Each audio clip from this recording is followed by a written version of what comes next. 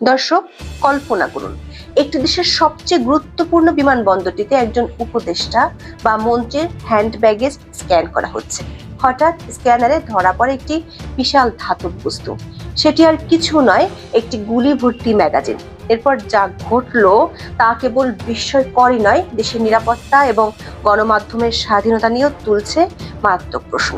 5ই August থেকে ইন্ডিয়ার হিন্দুত্ববাদীরা আমাদেরকে জিহাদি মব বলতেছে। যে দেখেন, ওই জিনিসটা নিচে এই বাংলাদেশের হিন্দুত্ববাদীরা মোদির ফুয়াগুলা, মোদির পাতাটা কুত্তাগুলা এটা নিচে। তার মানে বুঝেছেন তো মব কি জিনিস? বাংলাদেশের সাধারণ মুসলমান হইতেছে মব। আমার উপরে ছেড়ে দেন। দেখুন, একজন জেনারেল যদি একটা হুঙ্কার দিত যে উনি পদত্যাগ করছেন, সবকিছু মেনে নিয়েছেন, এখন তোমরা যার যার ঘরে যাও, না হলে আমরা অ্যাকশনে যাবো, এইটা যদি বলতেন এবং বলতেন যে আমরা মানে পুলিশের মানে পুলিশ এবং আমরা মিলে যৌথ ভাবে মিলে এটার অ্যাকশনে যাবো, তোমরা ঘরে ফিরে যাও, একটা যদি হুঙ্কার দিত। আমরা তো আগেও দেখছি, জিয়া রহমান সাহেবকে দেখছি, এরশাদ সাহেবকে দেখছি, তারা হুঙ্কার দিয়েছে আর সব ব্যবস্থা হয়ে গেছে, কেউ বের হয়নি। ইন্ডিয়ান এক্সপ্রেসের ওই বক্তব্যটা। আসসালামু আলাইকুম রহমতুল্লাহ, সবাই কেমন আছেন? আশা করি সবাই অনেক অনেক ভালো এবং সুস্থ আছেন। সবাইকে স্বাগতম জানাচ্ছি আমাদের আরেকটি নতুন ভিডিওতে।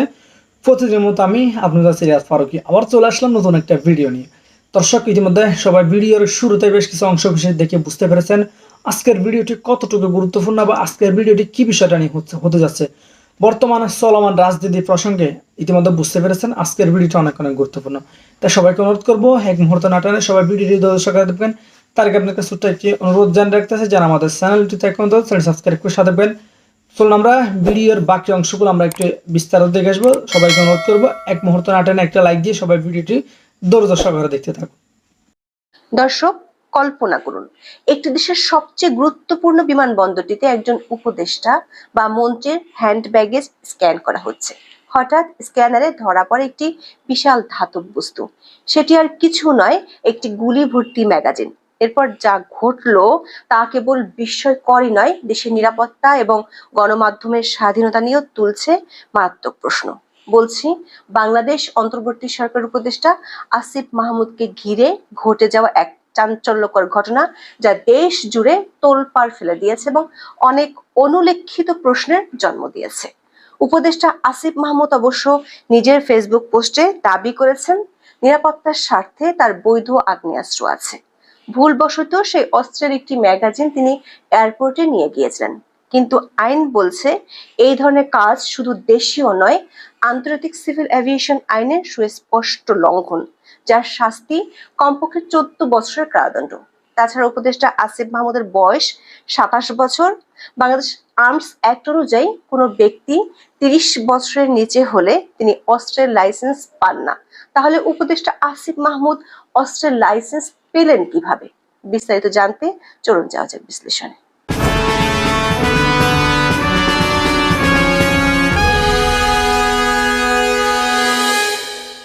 আসিফ মাহমুদ সজীব ভুঁইয়া বাংলাদেশের অন্তর্বর্তী সরকারের যুব ক্রীড়া মন্ত্রণালয় এবং স্থানীয় সরকার, পল্লী উন্নয়ন ও সমবায় মন্ত্রণালয়ের দায়িত্বপ্রাপ্ত উপদেষ্টা। এরই মধ্যে তিনি অনেকগুলো বিতর্কের জন্ম দিয়েছেন, যে কারণে তাকে অনেকে শিশু উপদেষ্টাও উপাধি দিয়েছেন।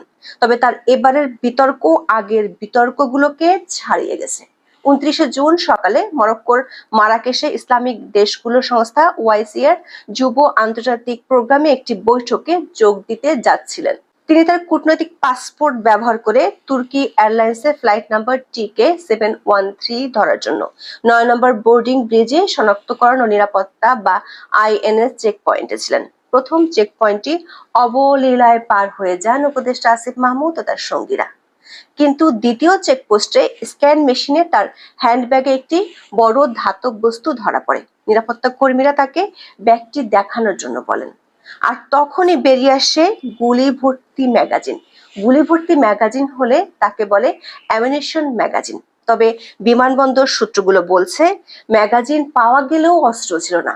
উপদেষ্টা আসিফ মাহমুদও তার ফেসবুক পোস্টে জানিয়েছেন, তিনি অস্ত্র বাসায় রেখে এসেছেন। এমন অনভিপ্রেত ঘটনায় চেকপোস্টের কর্মকর্তারা বিব্রতকর পরিস্থিতিতে পড়ে যান। বিমানবন্দরে তাৎক্ষণিকভাবে জ্যেষ্ঠ নিরাপত্তা কর্মকর্তাদের ডাকা হয়, কিন্তু এরপর যা ঘটলো তা ছিল অপ্রত্যাশিত। বাংলাদেশের নিরাপত্তা সংস্থাগুলো আসিফ মাহমুদের প্রতি অত্যন্ত নমনীয় আচরণ করে। তাকে আটক করা বা জিজ্ঞাসাবাদ করার কোনো চেষ্টা করা হয়নি। উল্টো তাকে তুর্কি এয়ারলাইন্সের ফ্লাইটে উঠতে দেওয়া হয়। এমনকি তার ব্যক্তিগত সচিব মোহাম্মদ আবুল হাসানকে কোনো জিজ্ঞাসাবাদ বা আটক ছাড়াই বিমানবন্দর ত্যাগ করার অনুমতি দেওয়া হয়। জানা গেছে, একজন সচিব বিমানবন্দরে এসে পরিস্থিতি সামাল দেন এবং ম্যাগাজিনটি নিজের হেফাজতে নেন। এরপর আসিফ মাহমুদকে গ্রিন চ্যানেলের মাধ্যমে বিমানে উঠতে সাহায্য করা হয়। ম্যাগাজিনটি তার প্রোটোকল অফিসারের কাছে পাঠিয়ে দেওয়া হয়। আসিফ মাহমুদ দাবি করেন তিনি ভুলবশত ম্যাগাজিনটি ব্যাগে রেখে এসেছিলেন এবং এর জন্য দুঃখ প্রকাশ করেন। তিনি বলেন, তাড়াহুড়ার কারণে এটি একটি অনিচ্ছাকৃত ঘটনা।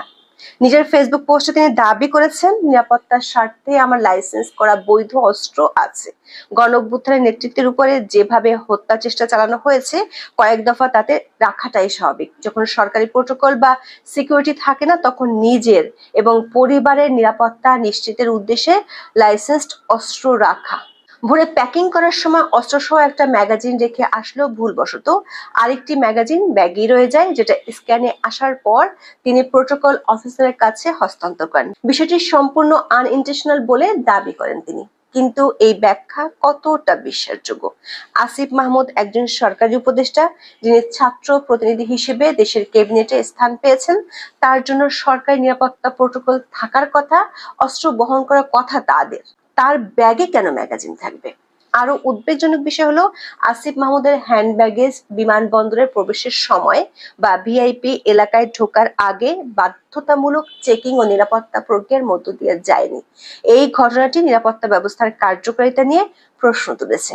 এই ঘটনা কেবল একটি সাধারণ ভুল ছিল না, এটি একটি গুরুত্বপূর্ণ নিরাপত্তা লঙ্ঘন।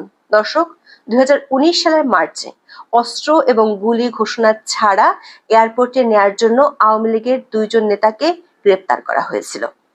সাধারণত ঢাকা শাহজালাল আন্তর্জাতিক বিমানবন্দরে যাত্রীদের আগ্নেয়াস্ত্র বহন করার অনুমতি নেই, তবে আইন প্রয়োগকারী সংস্থা এবং অনুমোদিত কর্মীরা নিতে পারেন। সেক্ষেত্রে তাদের টার্মিনালে ঢোকার আগেই বিমানবন্দরের নিরাপত্তা বিভাগের কাছে তাদের আগ্নেয়াস্ত্র ঘোষণা করা বাধ্যতামূলক। বিমানবন্দরের নিষিদ্ধ সামগ্রিক তালিকায় আগ্নেয়াস্ত্র এবং গোলাবারুদ স্পষ্টভাবে উল্লেখ করা হয়েছে।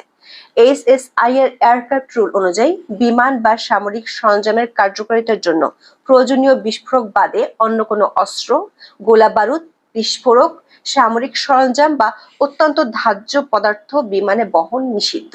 এই নিষেধাজ্ঞা এমনকি যুদ্ধের গোলাবারুদ বা যুদ্ধের সরঞ্জাম পরিবহনের ক্ষেত্রেও প্রযোজ্য। আন্তর্জাতিক বেসামরিক বিমান চলাচল সংস্থা বা আইসিএও এর নিয়ম অনুযায়ী এটা মানতে বাধ্য। বৈধ লাইসেন্সধারী যাত্রীরা ঢাকা শাহজালাল আন্তর্জাতিক বিমানবন্দর দিয়ে তাদের আগ্নেয়াস্ত্র পরিবহন করতে পারেন, তবে বিমানবন্দরে ঢোকার আগে প্রবেশদ্বারে এবং চেক ইন কাউন্টারে এয়ারলাইনকে আগ্নেয়াস্ত্র ও গোলাবারুদ ঘোষণা করা বাধ্যতামূলক। যেহেতু উপদেষ্টা আসিফ মাহমুদ আগে থেকে ঘোষণা করেননি, তাই তিনি একসাথে দেশীয় আন্তর্জাতিক আইন লঙ্ঘন করেছেন। আন্তর্জাতিক সিভিল এভিয়েশন বা আইসিএও, বাংলাদেশের বেসামরিক বিমান চলাচল কর্তৃপক্ষ বা বেবিচক এবং আন্তর্জাতিক বিমান পরিবহন সংস্থা বা আইএটি এর বিপজ্জনক পণ্য বিধিমালা অনুযায়ী কেবিন ব্যাগেজে ম্যাগাজিন বহন করা নিষিদ্ধ। তবে যথাযথ ঘোষণা দিয়ে এবং লক করা প্যাকেজ প্যাকিং নীতি মেনে চেক ইন লাগেজে গুলি ও ম্যাগাজিন নেওয়া যায়। এছাড়া বাংলাদেশের স্বরাষ্ট্র মন্ত্রণালয় থেকে ইস্যুকৃত আগ্নেয়াস্ত্র ব্যবহার নীতিমালা অনুযায়ী আবেদনকারীকে কমপক্ষে 30 বছর বয়সী হতে হয় আগ্নেয়াস্ত্র ব্যবহারের অনুমতি পেতে। কিন্তু উপদেষ্টা আসিফ মাহমুদ সজীব ভুঁইয়ার বয়স 27 বছর, অর্থাৎ বৈধ আগ্নেয়াস্ত্র বহন করার আইন অনুযায়ী তার ন্যূনতম বয়স হয়নি। প্রশ্ন উঠেছে, তার কি আগ্নেয়াস্ত্র লাইসেন্স আছে? ম্যাগাজিনটি তার দেহরক্ষীর ব্যাগ থেকে নয়, তার নিজের ব্যাগ থেকেই উদ্ধার করা হয়েছিল। তাহলে কি বলা যায় না যে তিনি গুলি বহন করছিলেন? বৈধ অস্ত্রের লাইসেন্স পেতে আবেদনকারীকে আর্থিকভাবে যথেষ্ট সক্ষম হতে হয়, টিন সার্টিফিকেট থাকতে হয় এবং সরকারকে মোটা অঙ্কের রাজস্ব দিতে হয়। আসিফ মাহমুদের বয়স ও আর্থিক সক্ষমতা অনুযায়ী তার ব্যাগে বৈধ অস্ত্র ও গুলি থাকার কথা নয়। এই ঘটনার সবচেয়ে উদ্বেগজনক দিকটি হলো সংবাদ প্রকাশের পর যা ঘটলো। প্রথমে ঢাকা পোস্ট নামের একটি গণমাধ্যম এই সংবাদ প্রচার করে, কিন্তু মাত্র 5 মিনিটের মধ্যে এই নিউজটি ঢাকা পোস্টের ওয়েবসাইট সহ অন্যান্য জায়গা থেকে সরিয়ে দেওয়া হয়। সংবাদ ফাঁসকারী একজন রিপোর্টার তাদের একটি মেসেঞ্জার গ্রুপে দাবি করেছেন নিউজটি 5 মিনিটও রাখা সম্ভব হয়নি। এটি প্রশ্ন তুলেছে আসিফ মাহমুদ কি এতটাই ক্ষমতাবান যে মাত্র 5 মিনিটই তিনি তার বিরুদ্ধে হওয়া সংবাদ সরিয়ে দিতে পারেন। ডক্টর ইউনূসের সরকার বরাবরই দাবি করে আসছে দেশে এখন স্বাধীন সাংবাদিকতার বাম্পার ফলন হচ্ছে, অথচ একজন উপদেষ্টার ঘটনা যেটি তিনি নিজেও স্বীকার করেছেন সেটি মাত্র 5 মিনিটে সরিয়ে নিচ্ছে গণমাধ্যমগুলো। তাহলে বাংলাদেশ 2.0-তে গণমাধ্যমের স্বাধীনতা কোথায় গেল? উপদেষ্টা আসিফ মাহমুদ অবশ্য ফেসবুকে লিখেছেন, চাপ দিয়ে নিউজ সরানোর অভিযোগ সম্পূর্ণ মিথ্যে। উপদেষ্টা আসিফ মাহমুদের ব্যাগে ম্যাগাজিন উদ্ধারের এই ঘটনা কেবল একটি বিচ্ছিন্ন ঘটনা নয়, এটি দেশের নিরাপত্তা ব্যবস্থার দুর্বলতা, উচ্চপদস্থ কর্মকর্তাদের জবাবদিহিতার অভাব এবং গণমাধ্যমের স্বাধীনতার উপর হস্তক্ষেপের মতো গভীর সমস্যাগুলোকে চোখে আঙুল দিয়ে দেখিয়ে দিচ্ছে। কেন একজন উপদেষ্টা যিনি আইন অনুযায়ী আগ্নেয়াস্ত্র বহনের উপযুক্ত নন তার ব্যাগে এমন বস্তু পাওয়া গেল? কেন তাকে জিজ্ঞাসাবাদ করা হলো না? কেন সংবাদগুলো এভাবে গায়েব করে দেওয়া হলো? তার চেয়ে বড় প্রশ্ন, প্রথম চেকিং এর সময় যেভাবে ধরা পড়েনি সেভাবে যদি দ্বিতীয় চেকিংয়েও ধরা না পড়তো তাহলে মরক্কো এয়ারপোর্টে নেমে কি হতো সেটা ভাবা যায়। পৃথিবীর সব গণমাধ্যমে তখন যে সংবাদটি আসতো সেটি কিভাবে সরিয়ে ফেলা হতো।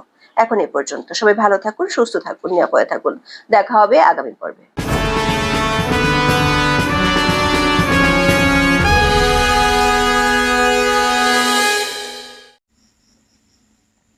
তো প্রিয় দর্শক, বিষয়টা নিয়ে আপনার মতামত জানতে চাই কমেন্ট সেকশন অবশ্যই একটা লাইন ভিডিওটি সম্পর্কে কমেন্ট করে জানাতে বলবেন। আর কে কোথা থেকে ভিডিওটি দেখেছেন অবশ্যই কমেন্ট করে দ্রুত জানিয়ে ফেলেন।